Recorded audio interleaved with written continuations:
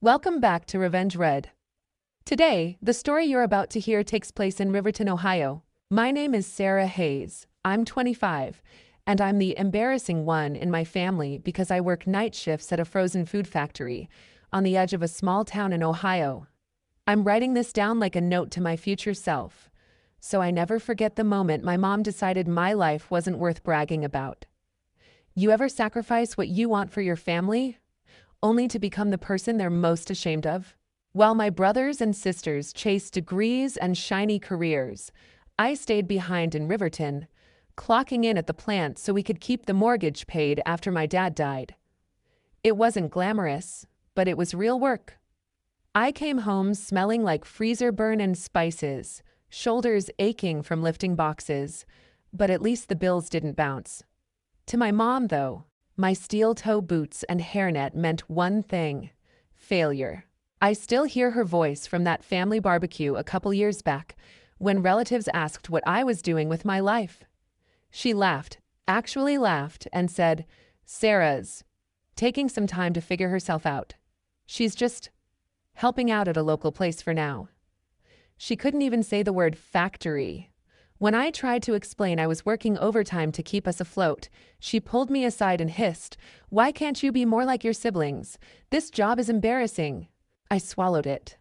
The humiliation, the anger, the way everyone's eyes slid off me like I was background noise. I told myself it was just a phase, that if I kept my head down and worked hard enough, one day she'd see me differently. I had no idea that Mother's Day was coming, and with it, a text message that would finally break me and change everything.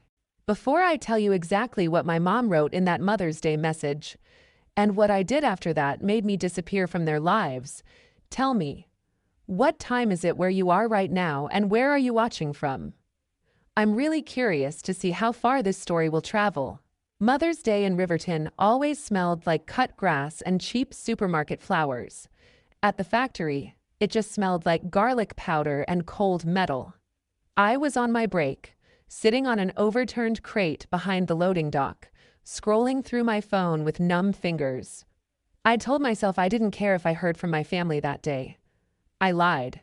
My screen lit up with a notification: Family Hayes group chat. My chest tightened. For half a second, I imagined my mom sending, "Love you all, even you, Sarah." Instead, I opened the chat and saw a long, carefully worded message: Mother's Day dinner, successful kids. Only Mark, Dr. Hayes, saving lives. Emma, our creative director, making the world beautiful. Lily, our future lawyer. I'm so proud of my accomplished children. Dinner at 6:30. Can't wait to celebrate you. She tagged Mark, Emma, and Lily. My name wasn't anywhere. Not in the message, not even in a pity heart at the end. Just 3 names, 3 golden children. Then the reactions started popping up. Mark sent a flexed bicep emoji. Emma added sparkles and hearts. Lily sent a crying happy face and, "Can't wait, Mom." I stared at the screen, refreshing, waiting for someone to notice. For my mom to follow up with, "Oh, and Sarah too." For any of my siblings to type, "What about Sarah?" The typing bubble never came. The only bubble I saw was my own reflection in the black part of the screen. Hair tucked under a factory cap, hands stained with freezer burn, eyes burning. My heart thudded in my ears. This wasn't a simple oversight. It was a public announcement. Successful kids only. The words blurred as tears pooled, but I read it again and again, each time like a punch in the ribs. I felt my throat close, that hot, humiliating sting I'd felt at the barbecue when she dodged the word factory. Except this time, she didn't dodge anything. She erased me. A moment later, my phone buzzed again. A separate notification. From Mom. A video call. I watched it ring, her smiling contact photo floating at the top of my screen like a mask. I knew exactly what this would be. Her trying to spin the message, to tell me I was overreacting if I dared be hurt. I let it ring. And ring. And finally, time out. She texted right after. Hope you understand. Tonight is just about celebrating achievements. You know you're always part of the family. Always part of the family. Just not proud enough to be seen. Have you ever watched your own mother type a sentence that proves you're just a footnote in her life story? I didn't answer. Not her text. Not the call. Instead, I stared at the message thread until my break was over, then slid my phone into my pocket like I was burying something. I went back to the production line, but my hands moved on autopilot. In my head, something shattered. And something else, something colder, clicked into place. They had made it clear where I stood. I decided it was time I made a decision of my own. The day after Mother's Day, my alarm went off at 4:30 a.m. like always. But for the first time, I didn't wake up wondering how to make my mom proud. I woke up wondering why I'd given her that power for so long. That evening, after my shift, I sat at the small kitchen table in my studio apartment with a notebook and a pen. At the top of the page, I wrote 2 columns. Stay connected on the left, cut ties on the right. It felt dramatic, but I needed to see it in ink. Under stay connected, I wrote, holidays with family. Maybe one day she'll accept me. Not being the bad daughter.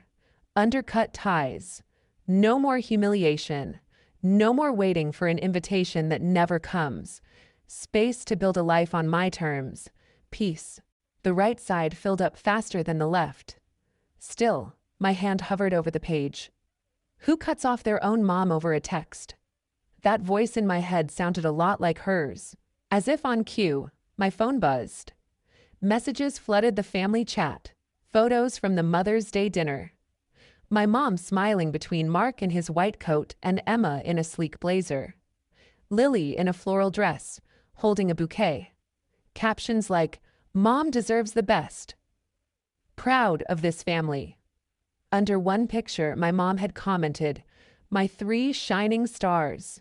Again, not even a mention of the 4th. Separate from the group, a new message appeared from Mark. Hey, heard you were busy yesterday. Mom was a little hurt. You know she didn't mean it that way. Don't make everything so dramatic. Emma added another. Next year, just, show up more with your career stuff and she'll include you. You know how she is. No one wrote. That message was wrong. The problem apparently was me. I stared at their texts, then at my pro-con list, and felt something inside me harden. They weren't asking if I was okay. They were asking me to swallow it. Again. So the family image stayed smooth. I opened the group chat, scrolled up to Mother's Day dinner, successful kids only, took a screenshot, and saved it in a locked album. Not to obsess over it, but as a reminder. A receipt of the moment my place in the family was made official. Optional. Then, with shaking fingers, I muted the group chat for a year. After that, I opened Mom's conversation, held my thumb on her name, and hit block. The system asked, "Are you sure?" For once, I was. I blocked Mark and Emma too. I hesitated on Lily, my baby sister who had grown up watching this dynamic like it was normal. But I left her unblocked. For now. That night, my friend and coworker Mia Brooks came over with takeout. She noticed my red eyes, the open notebook, the locked screen on my phone. "What happened?" she asked, sitting across from me. I slid the notebook toward her. She read both columns, then looked up. "You already know your answer, Sarah. You wrote it."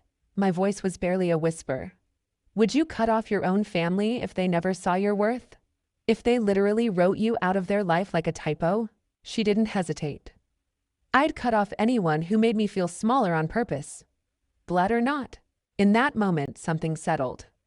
I picked up my pen and, at the bottom of the right column, wrote in all caps, "I choose me." The next morning, I woke up with puffy eyes but a strange lightness in my chest. For the first time, family wasn't automatic. It was a choice. And I had finally made one. Once the noise of the group chat was gone, my life got quieter. Not empty, just quieter. No more constant alerts of celebrations I wasn't invited to. No more subtle jabs wrapped in, just joking. In that silence, I heard something I hadn't heard in years. My own thoughts. I doubled down at the factory, not to prove anything to my mom this time, but to prove something to myself. When my manager, Rachel Turner, mentioned that the company would reimburse part of the tuition for technical courses, I didn't brush it off like I usually did. I signed up for night classes at Riverton Technical College, industrial safety, process improvement, basic engineering concepts. If I was just a factory worker, I'd be the kind who knew every inch of the line. Mia joined me for one of the classes, and we became those annoying people who sat in the front row, asking questions and sharing notes. We'd grab coffee from the vending machine, laughing about how we were too tired to be this ambitious. But inside, something new grew. A quiet pride that had nothing to do with a framed degree and everything to do with choosing my path. One Tuesday evening, I was rushing into the building, a stack of worksheets in my arms, when I heard a familiar voice behind me. "Sarah?" It was small, hesitant. I froze. I turned around and saw Lily standing by the bulletin board, clutching a backpack. Her hair was pulled into a messy bun, and she was wearing a college hoodie. For a second, it felt like I'd been punched and hugged at the same time. "Lily," I managed. She nodded, eyes wide. "I didn't know you were taking classes here." I swallowed. "I didn't know you were either." Silence stretched. Then she blurted, "Mom doesn't know I signed up for this program. She thinks I'm just sticking to law school stuff, but I wanted to see what else was out there." There it was, a crack in the perfect image. We sat on a bench in the hallway, knees almost touching. "I saw the Mother's Day message," she said quietly. I wanted to say something, but Mark told me not to stir things up. I'm sorry, Sarah." Her apology hit harder than my mom's text. "It wasn't your job to fix it," I said, even as part of me wished she'd tried. Lily twisted the strap of her bag. "Mom's been weird since then. She acts like everything's fine, but she keeps bringing you up. Not in a good way. More like she's mad you're not chasing the path she planned for you. And now that you're gone, she keeps asking why you're overreacting. She's embarrassed, but she'd never admit it." "So she's embarrassed that I'm embarrassed?" I snorted. "That tracks." Lily gave me a sad smile. "She cares, in her own messed up way. She just can't handle that you chose something she doesn't respect. And now people at church keep asking why you're never around. She hates not having an answer that makes her look good." There it was, the first sign of consequences. My quiet disappearance was messing with her carefully curated story. Lily took a breath. "I miss you, but I kind of get why you did what you did." My chest tightened. "You know you don't have to repeat her cycle, right? You can choose what you want. Even if it's not shiny enough for the group chat." She nodded slowly. "Are you ever coming back? To family stuff?" That question sat heavy between us. "When success finally started finding me," I said carefully, "the first thing I felt wasn't, 'I can't wait to show Mom.' It was relief that I didn't owe her anything anymore. So I don't know, Lil. Right now, I need distance more than I need a seat at that table." We both fell silent. A professor walked by, fumbling with keys. The hallway smelled like dry erase markers and old carpet. Before we parted ways, Lily squeezed my hand. "For what it's worth, I think what you're doing is brave. I just wish Mom could see it." As I walked into class, my mind was spinning. My mom's choice had started a chain reaction she couldn't control. Her successful kids-only dinner had cost her more than one child's attendance. It was starting to chip away at the loyalty of the others. I wondered, when you finally start succeeding on your own terms, would you go back to the people who called your path worthless?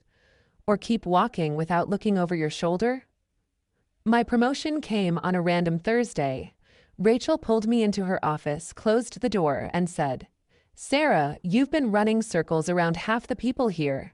I want you as a line supervisor on the new frozen meals project. More pay, more responsibility. You in? I was stunned.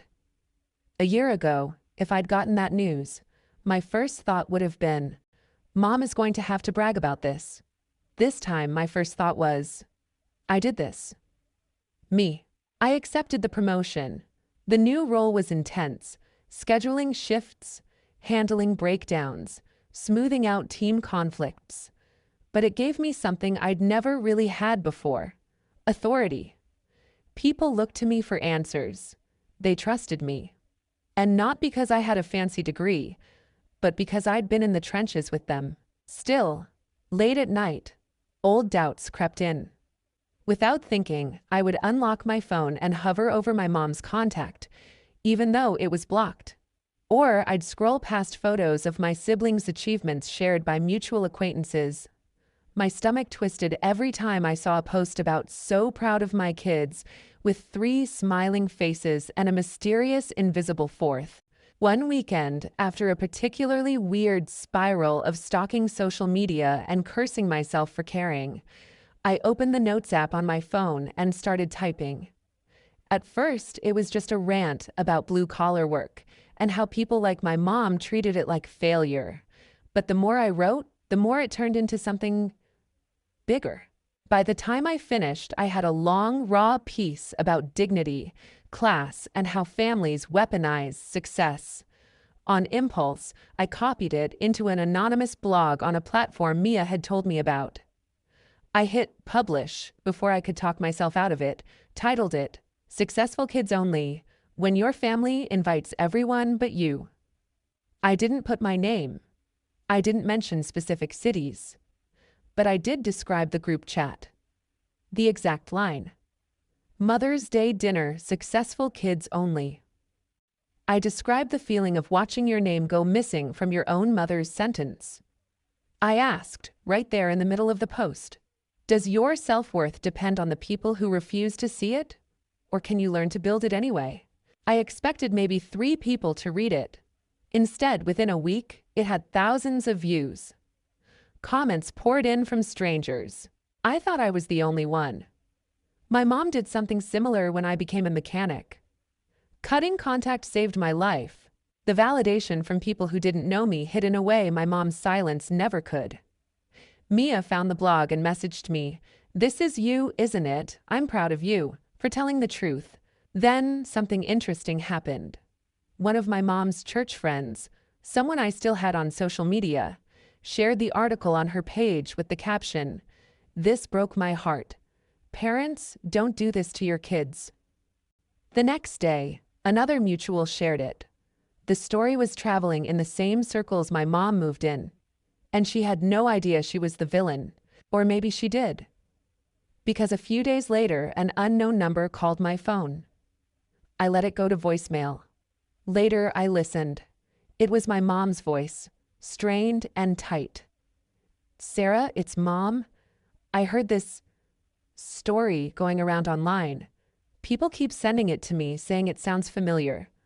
I hope you're not involved in anything that makes our family look bad. We need to talk. Call me back. Not, are you okay?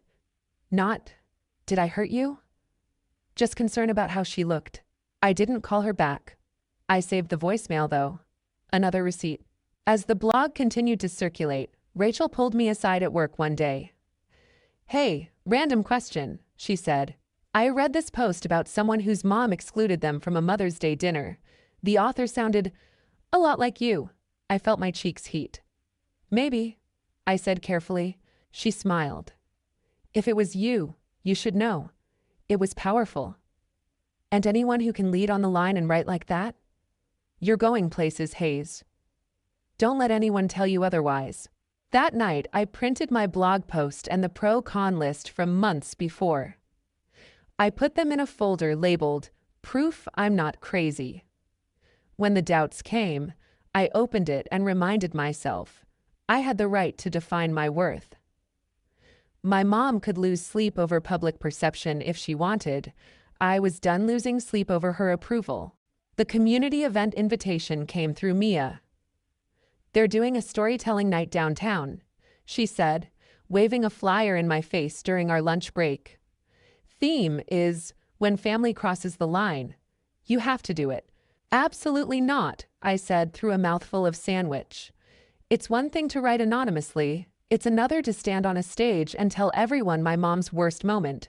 Mia grinned. "Or your strongest. Think about all the people who commented on your blog. What if they were in that room? You could be the reason someone finally walks away from a toxic situation." The idea burrowed into my brain and refused to leave. A week later, my name was on the event lineup. The night of the storytelling event, my hands shook so badly I almost dropped the mic. The room was a mix of strangers, some in hoodies, some in business casual, some with tear-streaked makeup like they'd already heard something that hit too close. I cleared my throat and started with the line I knew would land. "My mom called me embarrassing because I chose factory work." A murmur swept through the room. I told them about the barbecue, the dodged explanations, the Mother's Day text. I recited the exact words, watching faces flinch at "successful kids only." I talked about the pro-con list, the blocked numbers, the blog, the voicemail where my mom was more worried about her reputation than my heart. In the middle, I paused and asked the question that had once gutted me. Have you ever looked at your own family and realized you're only loved on their terms? That their love disappears the moment you stop making them look good? Dozens of people nodded. A few wiped tears. It was like breathing underwater my whole life and suddenly hitting air. I ended with this. I used to believe that family was a debt I owed. That if they gave me life, I had to give them my silence. Now I know something else. I can love where I come from and still walk away from the parts that are killing me. When I stepped off stage, people hugged me, thanked me, told me pieces of their own stories. One woman whispered, "I screenshotted my mom's text the day she uninvited me from Christmas. Hearing you say it out loud, I think I can finally stop feeling guilty." On the bus home, I scrolled through my phone and my heart stuttered. My blog post had been shared by a bigger page, someone with hundreds of thousands of followers, along with a caption, "The successful kids only mom is why so many of us are in therapy." The comments were a war zone, but most were on the side of kids like me. Buried midway down the comment thread, I saw a familiar name, Lily Hayes. She had written, "Sometimes the successful kids are just the ones who learned how to perform. The others are just trying to survive." I stared at her comment, feeling both proud and protective. Later that week, Lily texted me directly. "Saw your talk on someone's story. It was you, right?" I confirmed. After a long pause, she replied, "Mom saw it too. She's not handling it well. People at church are talking. She says you're airing family business. But honestly, maybe someone needed to." Knowing my story had cracked her perfect facade should have felt like cheap revenge. Instead, it felt like balance. Actions meet consequences. As I lay in bed that night, exhaustion wrapped around me, but beneath it was something softer. I realized I had built a small, messy, beautiful community. People from work, from class, from that event, who saw me. No degrees, no titles, just me. Maybe family didn't have to mean shared DNA. Maybe it could mean shared survival. Where have you found your chosen family? The people who made you feel more at home than your own house ever did. A few years slipped by in a way that did not feel dramatic from the inside. There was no single explosion, no big screaming match. Just a series of days where I woke up, went to work, did my job well, came home to a quiet apartment that slowly filled up with signs of a life I had chosen instead of a life I had been assigned. I moved up again at the factory, this time into a role that had me traveling between plants, helping other supervisors fix their lines and train their teams. I had a beat-up company laptop, a suitcase that stayed half-packed, and a calendar that did not revolve around family holidays anymore. My phone contacts list got shorter, but my world got bigger. I kept writing too. The blog that had started as a late-night vent turned into a place where people checked in regularly. I posted about boundaries, about the weird guilt that comes with saying no to your own parents, about blue-collar pride. Sometimes I wrote about small moments at work that would have meant nothing to my mom, but meant everything to me. Like the day a new hire told me, "You are the first boss I ever had who did not talk down to me." That comment meant more than any forced congratulations from my old life ever could. Every so often, I would get updates about my family through other people.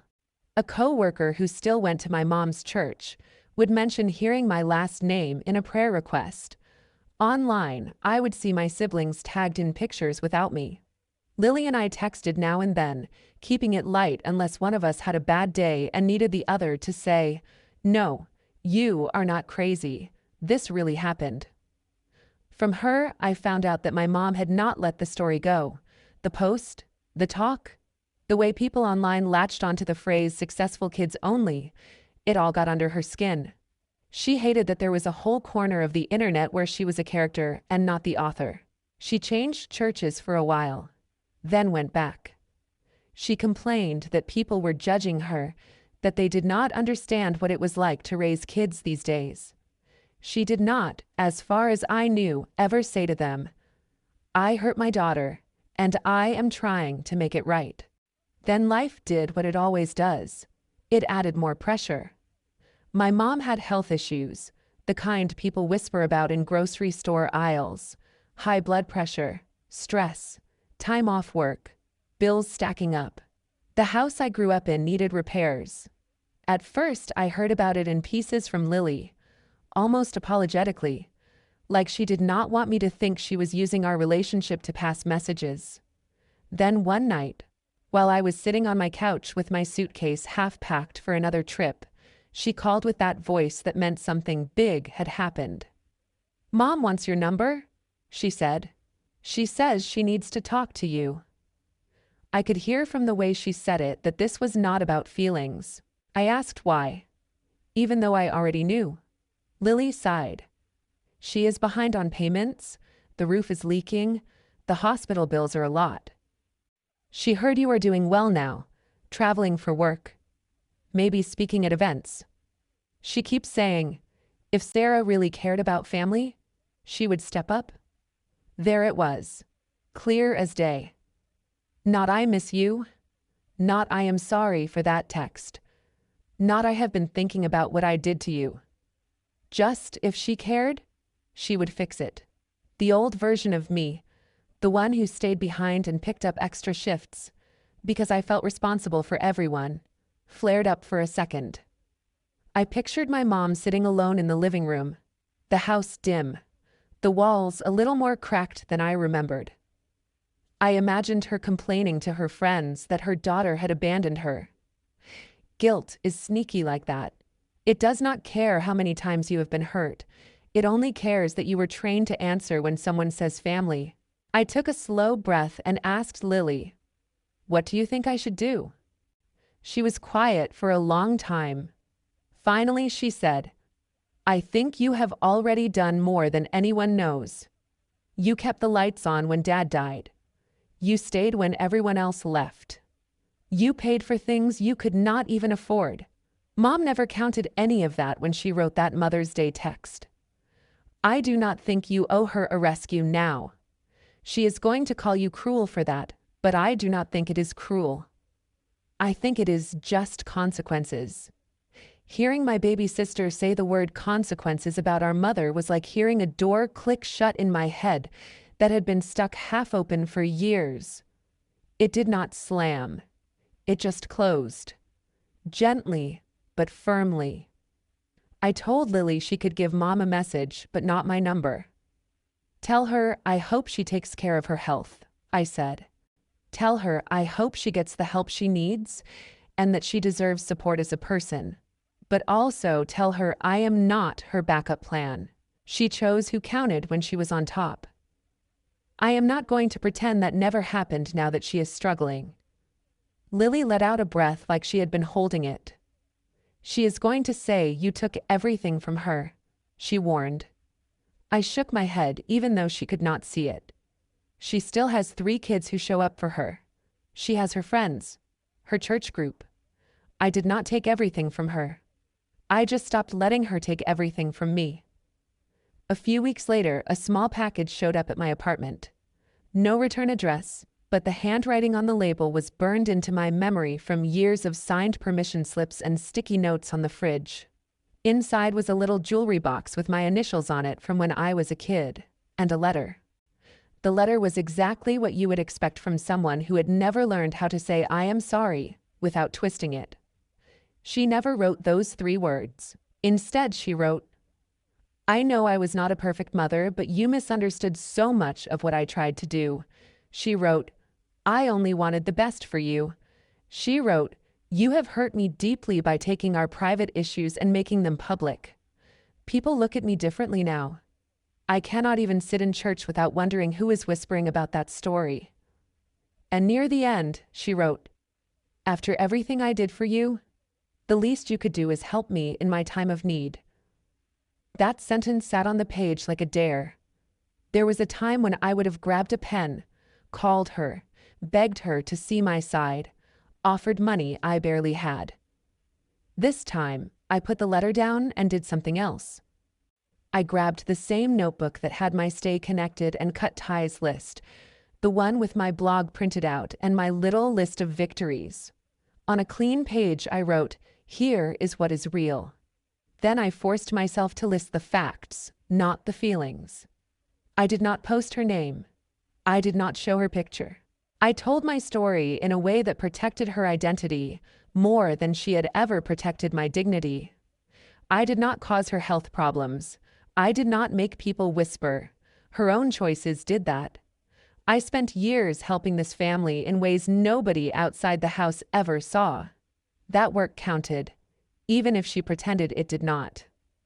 I read those lines out loud to myself until they felt more solid than the guilt. Then I took her letter, folded it back up, and put it in the box. I did not throw it away, but I did not let it dictate my next move either. I did not call her. I did not send money. The only thing I sent was one short text through Lily, who agreed to pass it along word for word. It said, "I hope you take care of your health and find the support you need.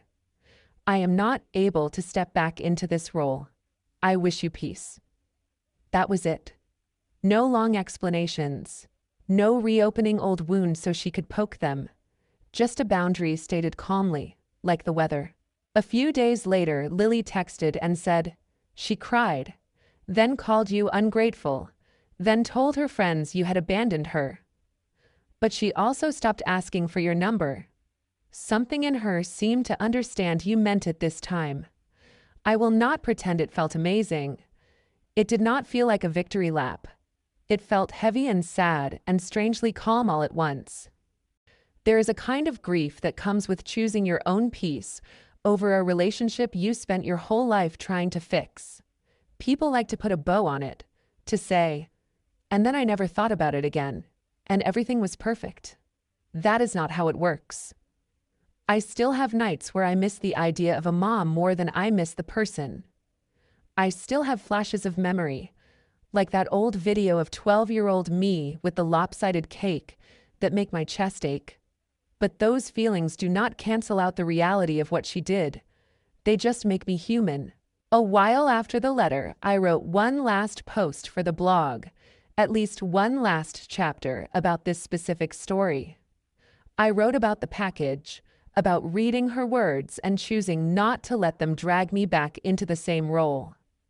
I wrote about how it is possible to hope someone gets better without volunteering to be their medicine. I ended with something that felt like the truest thing I had learned. Sometimes the kindest thing you can do for yourself, and weirdly for them, is to step out of a role that was destroying you. Love does not always mean access. Forgiveness does not always mean reunion. Family should not be built on humiliation and fear, but on respect and choice. And you are allowed to build a new definition of family with people who do not need you to bleed to prove your loyalty. When I hit publish, I did not feel triumph. I felt finished, like I had finally told the whole story, not just the parts that made me look good or her look bad, but the parts that showed how complicated it really was. I walked out onto my tiny balcony that night and looked at the lights from the factory in the distance. That same building where I once read a message that said successful kids only and realized I was not invited had become the place where I finally proved to myself that my success did not need her stamp of approval. I still wear steel toe boots. I still clock in. I still get grease under my nails some days. But I no longer hear her voice in my head every time I swipe my badge. Instead, I hear my own. And sometimes the voices of friends and coworkers and strangers